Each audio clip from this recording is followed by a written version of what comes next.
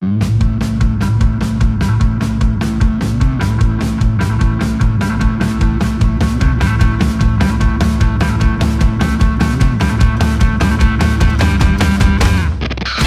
and welcome to this week's episode of the It's Just Dinner podcast, where we're changing the dating culture one episode at a time. I'm your host, Tom Robinson, and like always, in a nice blazer again, my dressing up, Bob dressing Walls. up for the show today. We got guests in the studio, and I'm trying to impress them. We do. We have two young women in here speaking for all the women in the entire world. Well, we're glad to have them. It's nice to see you. It's nice to see you, too. It's nice to be here. Now, did you notice that we are headlined in the Daily Universe? I noticed that we made the big time, how the about Universe. That? Woo-hoo. And so for all of those that are listening out there, go on to the Daily Universe and look us up. Go find the Daily Universe. Where do you find that now? Is it in the stacks? Online. It's the Universe Online, I think they call it now. Just do a search for It's Just Dinner and you'll find us. Yes. I noticed that they quoted you throughout that, and then they said, and Robert Walls also was on the podcast. So I talked to the lady for like half an hour. I apparently didn't give her one thing that she could use in quote that. From you. And Robert Walls is also on the podcast. That's not true. She quoted you. She quoted me saying, Tom is the host. That was my quote. If you want to read all about us and all the great things we do here on the podcast, go to that article. It's kind of fun. Yes, we don't get headlined in the. Well, we don't as much as we should, considering the benefit that we provide to society here. I know, because we're changing the dating culture one episode at a time. The unsung heroes of the dating culture. You know, sitting right next to you is on our engineering board. Yes. Sophia. Sophia, welcome again. Good to see you. Thank you. It's good to be back. Good to see you. She makes this all possible, pushes the right buttons. She pushes all the right buttons there on the screen and makes us look beautiful on. By the way, you can go to our YouTube channel and watch this live. In fact, jump over right now. And check it out. Yeah. Because we're much better looking in video than we are in audio. Maybe just stick with the audio. All right. Well, Bob, you brought us a guest today. I do. We have a guest here today. I would like to introduce Salem Valiulis. Salem is a BYU student who's just getting ready to graduate in English. Yes. Hi, everybody. Glad to be here. Welcome, We're Salem. glad to have her. She's from Ohio. Yes. And she and I have been working together for about the past year or so on what's called the Outreach and Inclusion Club. Oh, very cool. Yes. We've been doing it for, about a year. Which is a lot of fun. She's been the president of the club, and she's been incredible. In fact, I've threatened to try to fail her so that she'd have to stick around because she's going to leave and go back to Ohio and hang out with her family or some darn thing. And then nobody needs that. Well, we need her here. That's right. Her parents need her, but we need her here. We do have a really good master's program. I have told her this many times. He has made this very aware to me. Yeah, we'll see. Maybe in a couple of years. Yes. Got to take some time off. Okay. Yes, but the Outreach and Inclusion Club, what we've worked on is a project with the Utah Hazara Association where we've befriended refugees from Afghanistan who have come here under political asylum. And Salem has just been spectacular to work with, and so it's been really fun. But during our conversations, many conversations, we had a discussion about dating, and you mentioned to me... By the way, isn't it funny how often you and I have discussions about dating? With people about dating. It's kind of... My students are so tired of hearing about it. Yeah, kind of weird. It always just seems to come up, though. I don't know. It probably comes up like this. Oh, by the way, I do a podcast with Tom Robinson. You know him, about right? changing the dating culture one episode at a time. Have you heard the host? Yes, Tom have Robinson? You heard Tom Robinson? As quoted in the Daily Universe.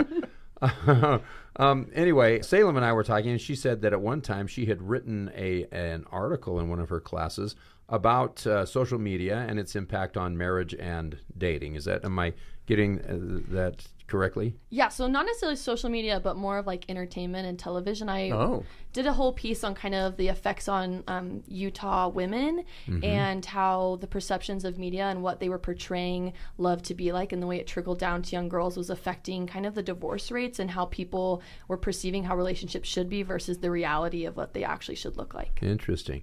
And so what was your conclusion on this? So, it kind of started because I was watching Grease, and it just really upset me. Well, that will upset you to watch Grease. Well, I was watching Grease, and I was like, wow.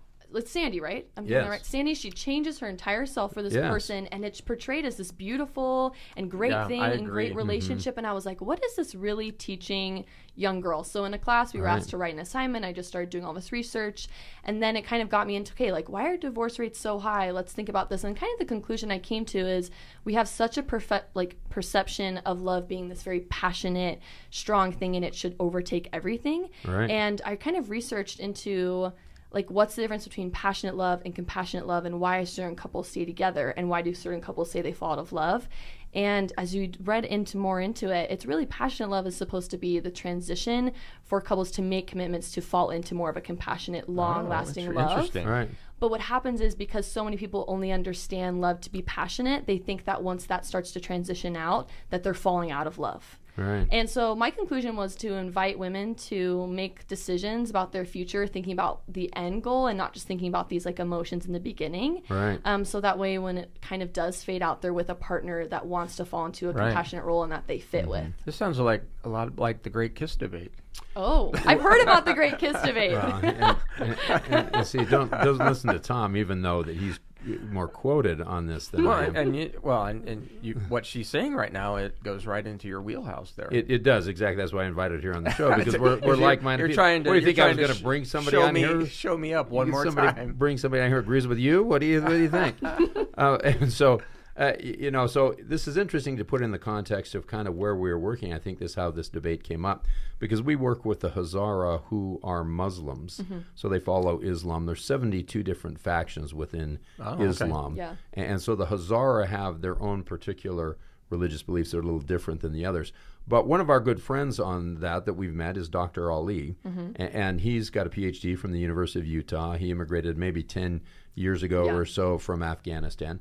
And so he's done really well in our culture here. And so we put on a big event, and we invited the members of the Utah Hazara Association to come to the Hinckley building. Okay. And we matched them up with BYU students who work with them to mentor them to help them get into college. Okay. They came from a culture where many of the women were forbidden education.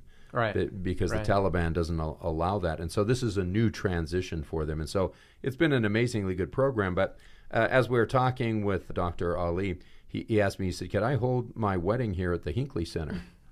I said, sure. Why not? It was a beautiful spring day. You know what spring is like? You really got caught up in the whole thing. Well, yeah, I did. So, it's got the backyard and everything. I said, sure, that's fine. I said, I didn't know that you were engaged. And he said, oh, I'm not.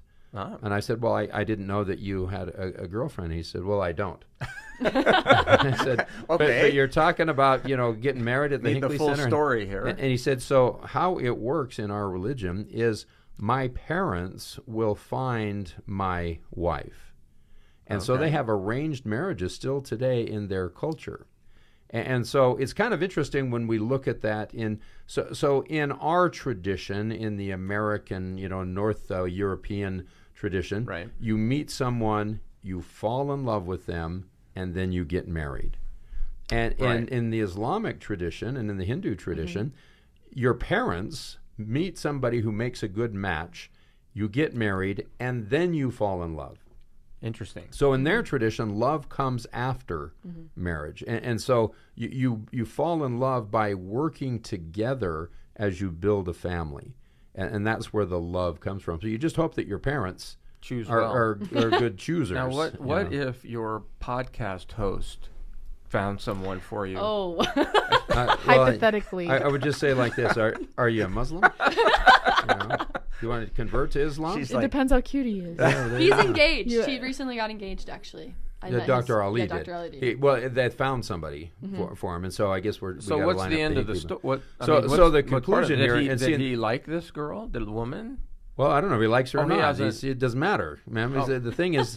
they're going to get married, and then he's going to learn to love her because they're going to be working together to solve the problem of creating a family. But you can tell right away. I mean, we said it only takes 26 minutes. Did he minutes. tell you? I met her and them together, and they seemed to be hitting it off? Yeah, they seemed great. So let me ask you this, Bob. Yeah. Does the 26-minute hitting the spark thing count when you're betrothed? That's just a really good question. Do you hope that you hit the 26-minute mark? Because many times they don't see their face in traditional Islamic and Hindu marriages until they pull back that veil at the wedding. That's kind of like pressure. That's kind of like the COVID thing. Well, yeah, everybody was wearing masks, and you never knew what they were like. They actually looked like. But see, I think this lends into what our discussion is here, and that is that there are a lot of false monikers of love. Mm-hmm. And so you can fall in love with someone temporarily because of very different reasons, mm-hmm. but is that strong enough to sustain 30, 40, 50 years of being with someone? Mm-hmm. And so if I can interpret what you were saying in your research, it is many times that we fall in love with somebody and then we get married and that thing that we fell in love with is no longer there. The passion. Yeah, mm-hmm. That we fall in love with the passion or things that are not consistent in the relationship, and then we think, well, I'm no longer in love with this person. And I think one thing I focused on in my paper is like the passion is for a reason. Like it helps us to commit and to get in these relationships and also to start that bond. But it's just the awareness that I don't think we're taught that it changes. Right. And I don't think it's portrayed to us specifically as I was focusing on in media that it is supposed to change mm-hmm. and it's a natural development. And I think a lot of people freak out. The media tell us that it's supposed to change, or the media tell us I don't think it shows us that. Okay. Like almost every romance movie that's like generally shown to women and girls, there's none of that change and development being happening at all. And we were just talking about Hallmark Christmas movies. Yeah, right? Same thing. I think that's what happens is they hate each other the whole show, and then right at the end then they have that spark, right? And then they love each other, and then we assume they lived happily ever after, right? But in the United States, divorce rate is more than 50%. So there's a lot of people who are not living happily ever after, mm-hmm. and so I think it causes us to reflect on the way that we're doing this, right? And so. Do the Hindus and do the Muslims have a stronger bond of commitment because the love comes after the marriage? Because they don't have any false anticipation. Or maybe not. Or I don't know. It would be interesting to research that. But the thing is, when you work together with someone on something, there tends to be more bonding. And so if the two of you are unified, whether it's the North American, Northern European tradition or the Eastern tradition, the bond comes in working together as you build a family. Okay. And that's a lot. That we don't see that in the media, in movies and everything, because, for example, the one that you brought up, which was, to me, very disconcerting, because Olivia Newton-John was my girlfriend through high school. I love Olivia Newton-John. Me too. So I'll just put that on record. I have both of her vinos. Yes. Love her. She didn't know that she was my girlfriend. Would this be a good time to give a... So don't, I'm just letting that out now. I'm just coming out on that thing right now, but I loved her. Would this be a good time to propose a conspiracy theory on Greece? Always a good time to propose a conspiracy theory on Greece. Here is the theory. You know how it ends, right? With them driving off up into the sky in this car. Well, there's a theory, and I don't know if this is true or not, but there's a theory that when they were together in the summer and they actually died. Oh. And then everything you see is a dream, and then right at the end they are going back up to heaven. But see, because you think about it, the ending of that never... Well, it's a nightmare in two ways. It's a nightmare first that she ended up with John Travolta. I mean, come on. Come on. Olivia Newton-John? I mean, come on. She would do so much better. I mean, that's a solid 10 with a 4 maybe, And so that was, the hard part of this thing. Kissing that guy, I mean, that just, anyway. And so the other side is, and she alluded to this, is that she had morals. She had principles. She was looking for purpose in her life. And all of a sudden, at the end, she throws it away and she's wearing leather pants and smoking a cigarette. So that's why I like to think it was a dream. Well, let's not a great dream. Not a great dream. A bad dream. But see, the message there is that you should change yourself for someone else. And I think that was a bad message. And I remember that at the time, thinking that was a bad message, that relationships do not typically work well if you change your core belief system or yourself to accommodate the other person. But there is, in every relationship, and you tell me if you agree, both you ladies, there is some changing and adjusting that's true. To the person. You're true. And, the other person does things a certain way, and then you try to change the way you are, who you are. Mm-hmm. But hopefully the change is positive for both that are positive change. And I think that's what you're not seeing now. And I think you said core beliefs. I don't know if you can change core morals and beliefs. It certainly is not as quickly as you can, don't leave your shoes out or... Well, yeah, there's little small things that are going to happen in marriage. And so coming into it, I think, it's a little easier for us looking back at it. I've been married 44 years at the end, in August of this year. That's a It's a long time. Well, thanks. My wife deserves a trophy, I'll tell you that. But it's easy to look back and realize that if I met myself 44 years ago, I'm a completely different person.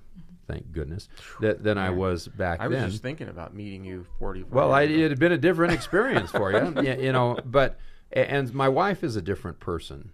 And so, you look back, we see photos and we look back at when we were first married and we think, man, we were immature little kids.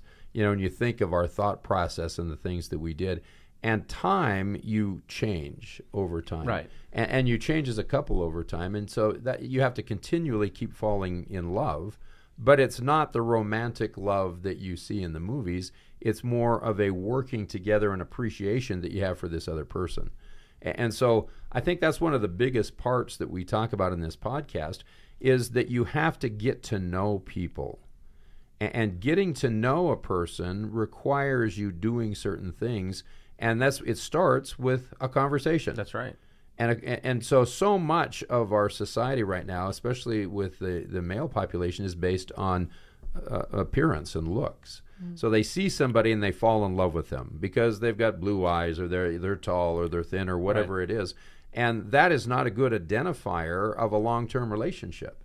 And so, of course, looks is a way that you bring in. Well, it's the first level of attraction. It's the first level of attraction, and it is important. But the most important part is when you sit down and you start having a conversation. Right. Mm-hmm. Because that's where you start to develop that foundation of a long-term loving relationship. Right. As we hear all the time that, I didn't really like this person until I started talking to them. Right. That's what It's Just Dinner is all about. Right. It's about sitting down and talking and getting to know someone, and then you find out they have so much to offer. Right. And there was, when we were serving in the YSA stakes, I talked to a psychologist. He said the best thing a return missionary could do was sit down and have an hour-long conversation with a woman his age that he was not attracted to. Because we have failed somewhat in our society to learn how to communicate with other people. And so when you're in a non-nervous situation and you can make eye contact and you can have conversation, it develops your skills and ability to communicate. Right. And that's kind of where we've noticed that we're lacking, not only in our culture, but in the U.S. culture and the world culture, is we've diminished our ability to communicate face-to-face with other people because we've got so many other ways of communicating now. And so, but relationship development is key in being able to talk to a person. So tell us a little bit more about your findings. What were your conclusions, or where did this all end for you? So I just kept kind of doing research. It was just kind of a simple 10-page paper, so I didn't go further with the paper besides turning it in and getting my good grade. Right. But I was just really intrigued by all these ideas and kind of pushing back on the things that I had just been taught or absorbed over time. And I've kind of just engaged in my own study. I've read some really good books kind of about the topic that have been just really helpful for me in my personal dating life and just trying to understand, because dating here is so weird. And it's kind of a lost art that people think that they're really good at, but it's not really. One thing you should much. know is that it's not just weird here; it's weird everywhere. It is weird everywhere. But it's uniquely weird. It's uniquely weird here, and it's also my situation, so I'm going to feel especially weird about it. That other people are also going to feel weird. So one of the most interesting books I've read, I don't know if you guys have read it, but it's called Why Him, Why Her by Helen Fisher, and she's the woman who does the algorithm for Match.com. Really? And she pretty much goes into the science research about why people fall in love with certain people. And obviously she can't specifically tell you why you're going to fall in love with someone, but it shows you these tendencies that people have. And for me, it was just so interesting because I think one thing people really struggle with is rejection and feeling rejected. But when you read this book and you realize all the things that go into connecting with people and relationships, and there's just so many things people are looking for that they're not sure yet, and that's why you start reject certain people, it kind of makes you feel better that certain things happen for a reason, and it's not as personal as you think it is. And so kind of from the paper, I just kind of kept doing my own research and stuff. I haven't had any big moments. What would be your advice then for young women, at least here in our culture, and maybe young women all over the United States? I think it would be to not be afraid to date people, and then just be able to make decisions as you go, because I don't think that you should, because like there's the fear of, oh, like, well, if I fall really, I can fall in love with bad people, am I nervous about like taking chances and then getting stuck? Mine would to be just kind of like be yourself. It's this whole section I wrote about my paper is making sure that you're yourself in your relationship and you don't get lost. I feel like that can be a really strong thing, like we saw with like Sandy, is getting lost, and I think those are bad signs. And so I think having a strong support system who knows you and is watching you through relationships to give you advice, but also just being open to like making mistakes and realizing this wasn't good for me, and then reassessing and trying to find that right person, because I think sometimes like fear can get in the way. But I think just the more aware you are in your situation and allowing like advice to happen to you, because like I like wrote in the paper, I was like, if Sandy's friend had come up to her and seen her like with this whole bag of leather and this pack of cigarettes, she's the priest's daughter, she like someone should have said to her, this is too much. Right. And so I think having those people around you, but also not being afraid that at some point you might get in that situation, and being okay with like, hey, stepping out of that, and just like learning and like this whole process and growing. But I'd say the best thing is to be aware and to just have people that know you to remind you of who you are as you get in and out of relationships. You know, it's interesting that our guest that we had a while back, Rita Goodrow, she went on 35 dates in 35 days. She and did. Remember what she said was every date was about learning something about herself. Right. And so she didn't criticize the person or what they did or how he acted. It was every time was about learning something about herself. And I think that's a lot of what you're saying, is that we should go into these, learn about yourself, and learn what works for you, what doesn't work for you. So I think that's really important. Because what you're doing is eventually picking someone who can work with you. Right. Right. Yeah. And because you want to be happy in your life. So it can get out of balance either way, where you, in some relationships, one of either of the spouses is serving the other one, and the other one is being served. Right. And typically that doesn't work very well over a long period of time, because one of them is going to feel used and abused in that relationship. And so there's a lot of red flags that can come up as you get to know people, and a lot of those you can see just even on the first date. Yeah. Well, we've talked about that a lot. Yeah. And so if you go on a first date with a young man and he's demeaning, that is probably not going to be a connection. If all they do is talk about themselves and they're not interested in you, that really tells you. Sophia, what's your big red flag? Well, I think one thing that I've just been thinking about while you were talking, and I never put this together in my head until you just said this, but I think sometimes when I go on first dates or when I go on dates in general, I get so excited about getting them to like me. And so I do things that I wouldn't normally do just because I know that they might like them. And that's so exciting to get someone to try to like you. Yeah. But that's not really who I am. And sometimes you can get stuck in that, I think. And so some red flags, I think, and this might be what you were saying, but are probably good, because there'll be green flags for somebody else. I mean, there's things that you just shouldn't do. I mean, if you're a sketchy person, then that's not great. But like how we were talking about how you should have gum, or you should have mints instead of gum, and how you should wear this instead of that. It's like, well, if you hate gum, or like if you hate mints, then just chew gum. And if someone else likes gum, like that's gonna work for you guys. Right. So I think I've just been realizing that you shouldn't be like, you should definitely be considerate of other people, but you should just be more of yourself. Yeah, because you want them to fall in love with eventually you as who you are, and not the fake person who even if it's exciting. Especially that person you're trying to change into to impress them, because eventually you'll fall back into who you really are. Exactly. And then that might cause conflict in the marriage. It's exhausting too, to try to be someone you're not, constantly someone. Oh, believe me, I know. Every day of my life, that's what I'm doing. And so let me ask you now. You, Sophia, you grew up where? I grew up in Phoenix and San Francisco. In Phoenix and San Francisco, and you were in Ohio. Yes. Okay, so prior to coming to this university, what did you think dating was going to be? Like here? Yeah, here. When you said, "Oh, I'm going to BYU," how did you vision your life? What dating would be like when you got here? Well, wait. Do you want to go first? No, you got it. Well, I just thought you get to think about it for a minute. Yeah, please. I thought it was going to be less pressured than it was. I thought that you would go out with people and get to know people and like form relationships naturally. A lot of times I find like if you go on 3 dates with someone will already ask you if you're like thinking about marrying them. And that was the most shocking thing to me that I'd ever experienced, because I was like, I'm not even sure I know this person's middle name.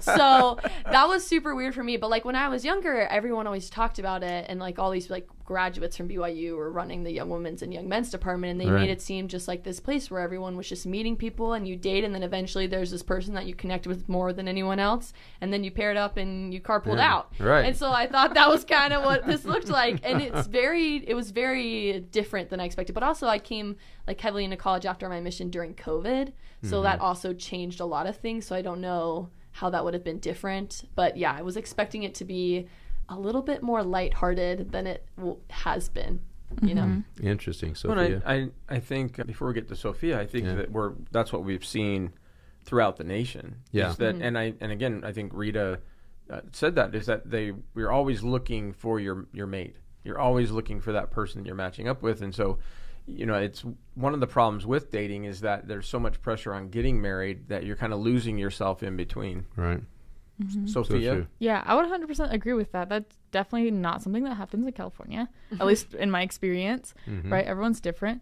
But I think one thing that was different as well is I thought that everybody here, of course, there's like a couple like bad eggs, but I thought that like on the most part, I would just be able to trust people just because everyone's so nice here, and that I could just go and then I could do anything, and then they wouldn't try to do anything and they wouldn't be disrespectful because I could trust them, and that was very quickly disproved. Really? And so see, that makes me really sad. It's not the case. So that was hard, that, you know, you have to like just be on guard all of the time. And then even when you're not on guard, or like even when you are on guard and you think you're having a good time and you're trying to get to know them slowly, and then they'll ask like on the first date, like if you want to date them.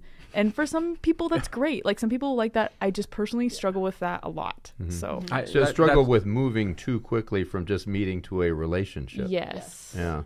For sure. Yeah. But also COVID, right? It was harder to meet people, so that's why people get rushed more, maybe, because you like can't ever meet somebody. So when you the do, end of you're the like, world, the world may be ending. No, Well, literally. the world might be ending. Let's try and get married. Let's get married quick. You would think so, the way that it goes. And it's funny because World War II created that same. There was a lot of people who got married because they thought it was the end. Right. My own dad and mom got married because, you know, I asked my mom, "Why did you marry Dad?" And she'd say, "Well, the war was on." So the times were different back then, you know. And so, you know, it's very different. Society does that sometimes, pushes us because of events that happen. So you could kind of see that, how COVID kind of disrupted dating relationships, and we've never still really recovered from that. Where it pushed more online dating, but we still really haven't recovered from that because it kind of brought everybody back, and everybody hasn't jumped back in. Now, just to let you know, back in the day, your leaders that were telling you that, they were not lying to you, because at one time it was Datorama around here. It was a lot better. You know, I didn't go to BYU. But if you didn't have a date on a Friday and Saturday night, you were like a major loser. And so if one girl told you no, you just ask another girl. And so dating was really. Well, we didn't have the internet, you know. We didn't have Netflix. We didn't, you know. We barely had a phone. Well, yeah, we were driving covered wagons, you know. But you know, we didn't have a lot of those things back, you know, in the 70s and 80s. That's how old I am. And so relationships were your entertainment. And so you'd go to dances, you'd go to places to meet people, because that's how you spent your time, was having conversations. And so I think technology has kind of changed that, because now we've got so many other things that we can do. You're not going to be bored sitting at home looking at the wall or watching TV like you would have been before. Now there's a whole bunch of things that you can do, and I think that's for good and bad. And the bad side we've seen with it is that our experience is we've seen a lot, especially of the young men, who are content to stay at home on Friday night and play video games. Yeah. It's shocking. Yeah, it is. Well, it's shocking and it's sad, isn't it? Because there's delightful people that you could go out and meet, and so what reasons do you not do that? Fear is one. You know, fear of rejection is one that we've talked about, and then we've also seen fear of commitment. Yeah. People say, "Well, I'm not ready to get married, so I'm not going to date." I'm not going to date. Yeah. Okay, so when are you gonna, you know? Well, you know, when I'm ready to find a wife, I'm gonna go bag one. You know, and start but like hunting. I feel like I understand that in a weird sense, because the pressure here feels so strong that if like you're dating someone, you have to marry them. Yeah. But then it also feels like if you're dating someone and you're not sure if you want to marry them, then it's viewed very negatively. Yeah. Of like you're wasting your time, or you're like wasting their time, and it's like it's really not a waste of time. No. To like date someone and to get to know them, because usually like you can't really know if someone's your soulmate on a first date. You have to date them to find those things out, and it takes time. How do we fix that? I mean, we spend a lot of time. We do it one episode at a time. One episode maybe at that's a what time. it is. You know, we spend a lot of time talking about that. Yeah. I mean, just trying to change that culture that just because I went out with a girl, my roommates, I don't need my roommates thinking we're getting married or we're a couple. Right. You know, we do a silly little play sometimes in our live speeches or presentations, and we do a little silly play, but that it's kind of true, because it's like you go on one date and all your roommates think you're getting married, and everyone you know thinks you're getting married because you went on one date. So how do we fix that? We talk a lot about the problem, but that's what's good about the It's Just Dinner program is we talk about the solution. Here we are. Let's get there. And so one of the solutions, and we have seen this in changing the culture, because since we started doing this 8 years ago, they've actually changed the young men, young women. What do we call that? Especially for youth. Especially for youth. For strength of youth. Yeah, for the strength of youth. Because remember, before we would go and we would meet with wards and stakes, and the young women leaders would say, "No, you're not. No single dating until after your mission." Right. Group dates. Only group dates. Only group dates. But then you don't learn how to date in a safe place when you're young. Right. And then boys go on missions, and it's like get married the second they get home. And so that has changed now. And say what it says now. And so now it's saying that the purpose of dating is to get to know people, and that you shouldn't date until you're ready, and that 16 is a good to go single date. To go single date. And by the way, I take credit for that. Well, I think you should. The host of the It's Just Dinner podcast. That article in the Universe didn't give you credit for it, but they sure should have. They certainly didn't give me credit for it. Every time I meet someone, I take credit for that. So well, and so that has been... I've been preaching that for a long time, that's one of the biggest problems with the young men and young women, is that we would not let them single date. And first, just like Salem said, they don't learn how to date. And I can tell you that we were highly criticized by that by many people, because there was an attitude and belief that single dating before the mission was evil.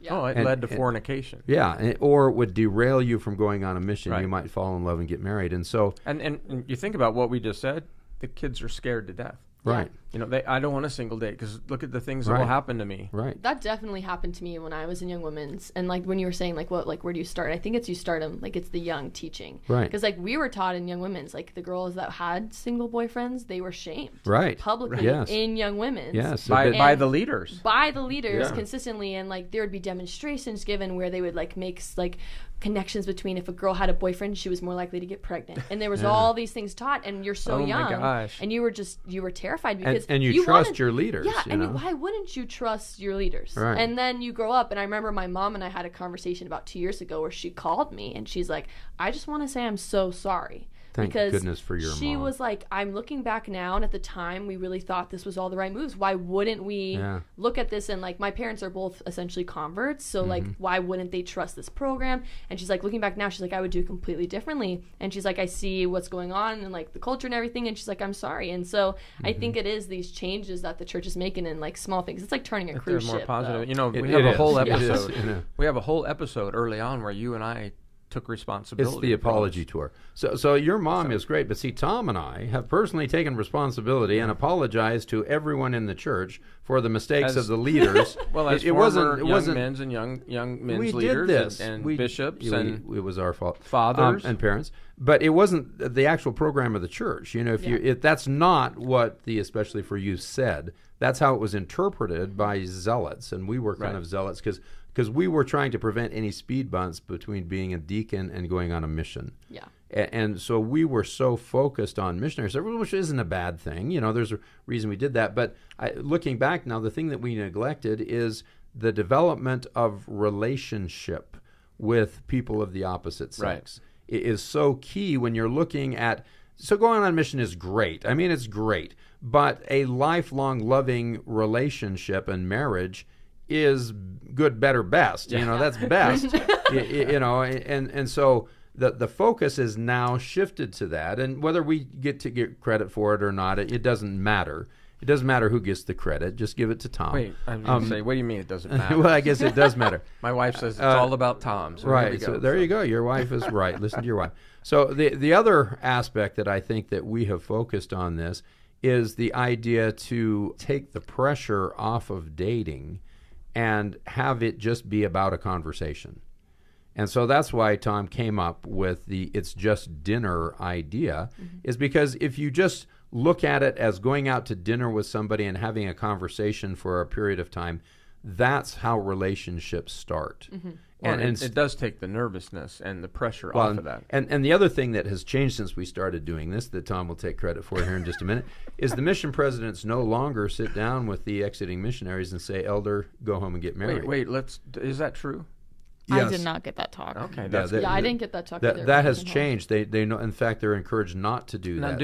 Are they different with the young? We only have young women here, so I wondered if they tell the young men. No, it's. I have friends who are mission presidents, and they're counseled not to do that anymore, because it did create a culture here of got to get married. Got to get married. There was some immediacy to it, that you had to come in, things like every woman you look at, you should picture her as your future wife. Ooh. I mean, just really bad advice. That explains so many dates I've been on. Yeah. Those of you not watching, so Sophia had the biggest eye roll. Right. And so you can't necessarily blame the young men, because they were following people that they looked at as close to their parents, or even higher as their mission president. And so they were just trying to be obedient and do what they were being advised to do. But can we say this? That it was bad advice? Be really careful, because we're trying to get one of those guys on our podcast. Oh, that's right, we are. And so, as Dr. Tom Robinson said, it's a really bad idea to put people in a situation where they're pressured to have a commitment before they've determined compatibility. Exactly. I think that's exactly where she started this whole conversation. And that's what I think your research showed, is that we've done not only in our particular community, but in the world community, because of the media and other things, we've gone too far with commitment, and then the compatibility we hope comes along later, and a lot of times it doesn't. Some dead air right there. Yeah. Well, I concur. That's awesome. I think we've said it all. Yes. So now you are going to leave, and you're going to go back to Ohio. Yes. And so are you a little nervous that you go, I know you think the dating culture isn't great here, but when you go back to Ohio, LeBron James even left. I mean, you're not wrong. So I'm only going to be in Ohio for the summer, so it's not long term, and then hopefully I will move somewhere else. So we'll see the final destination. I feel like I'm not crazy concerned, mainly because I feel like I just go where I'm supposed to go. Right. And as much as I keep, I do want to eventually get married and have kids, and that's always a goal, obsessing over it doesn't work. Right. And if things don't come naturally, then they don't come. And so I feel like it's always being open to new opportunities, but also I think being afraid of leaving Utah is also a problem. We don't need all of us here. We need people in other places. We need to build strong communities in other places, and so I think I've never really been afraid of that. And actually, it was a goal of mine to leave here just where I needed to be, and that was unmarried with the education, and that was my goal. So, I was open to anything. Woo! I had friends that were graduating, and they were women, and they were crying because their goal was to get married. And I always remember that's not why I came to college. I came to build strong relationships, and if one of those formed into something more, I was going to be happy with that. But it came to get an education and to expand my knowledge, and we'll see where that leads me in the future. Right. And I think that's another thing that socially that we've put, is that if you're not married in our church, that you're not part of the club. Right. I think that Sister Oaks dispelled that quite a bit, talking about she didn't have a letterman's jacket, she was, and so I think that there's been big strides in recent years by the leadership in our church to try to correct this problem. We've done some course correction. And I don't believe that any of it is the fault of the leaders, in our church at the headquarters, because I think it was the interpretation of people down the line that messed this up. And I think that's where the course correction needs to take place. And I think the good news is I think we're seeing that. Yeah. And with their inspiration and this podcast, we might just save this generation. We really might. and I hope they're listening to this podcast. Well, they are. Because there's some people up there that we'd like to have on the podcast. So. Right. Well. So If you were in Salt Lake and you'd like to be on the at the It's Just Dinner podcast, please reach us at the It's Just Dinner podcast at gmail.com. For all the church leaders who read the universe, they'll subscribe. know who Tom Robinson is. That's for darn sure. The host of the the host podcast. Well, wow, this has been a very fascinating conversation. It has. And Salem, thanks so much for joining us. It's it's been delightful to have you on our podcast and to know you, and we wish you the very best in your future. We've tried to recruit her several times into our master's program. Well, we will eventually. Eventually. Thank you. I really appreciate it. Loved being on here today. Well, thank you for coming. Sophia, thank you. Of course, always a pleasure. I always learn a lot. Yes. We're not only are we educating the church, but we're educating Sophia. This is so true. One episode at a time. One episode. I kind of think that maybe Sophia has been educating us. I think so. That sounds that we've learned more from her, way more than she's going to learn. Sophia, the host of It's Just Dinner. Oh, okay. That's a lot. And her co-host, Tom Robinson. Yes. I'm not quoted either. So. That's true. That's true. You were here for the interview too. I was here. We should start the podcast like that. Just to see people notice. Thank you so much, Sophia. Bob, thank you. Thank you. You're amazing. Always fun. Hey, and you know what? We're on Instagram. Salem, did you know that the It's Just Dinner podcast is on Instagram? I did not. That means you're not following us, so Salem. you have learned something today, okay? Right you need away. to follow us. We're on Instagram. And we're in Ohio. You can follow us in Ohio. Even in Ohio. The It's Just Dinner podcast on Instagram and TikTok. Again, a lot of funny, interesting videos being put up. We've interviewed a lot of people and had a lot of fun with that. And those videos are going up all the time. So please follow us on Instagram and TikTok. And again, if you have any questions, the bad date stories keep rolling in, Bob. Yes. We're going to have another one of those episodes soon. But you can send those to me at the It's Just Dinner podcast at gmail.com. Well, thank you guys. Salem, again, thank you. It's a wonderful episode. Yes. Yes. And listen, you guys, just have fun out there, will you?